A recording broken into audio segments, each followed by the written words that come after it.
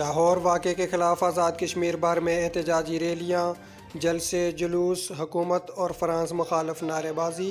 Jhelum valley میں انجمن تاجران کی 1 گھنٹہ شٹر ڈاؤن، دکانوں کے باہر بیٹھ کر تاجروں نے احتجاج ریکارڈ کروایا۔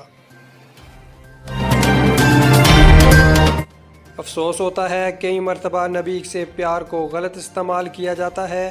اپنے ملک میں توڑ پھوڑ کر کے مغرب میں کوئی فرق نہیں پڑ رہا۔ سیاسی اور دینی جماعتیں اسلام کو غلط استعمال کرتی ہیں، ایسا کرنے سے ملک کو نقصان ہوتا ہے۔ وزیر اعظم کا اسلام آباد میں تقریب سے خطاب۔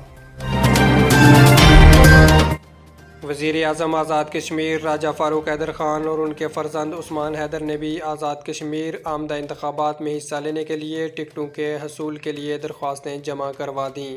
عثمان حیدر کا حلقہ نمبر 7 سے الیکشن لڑنے کے امکانات ہیں۔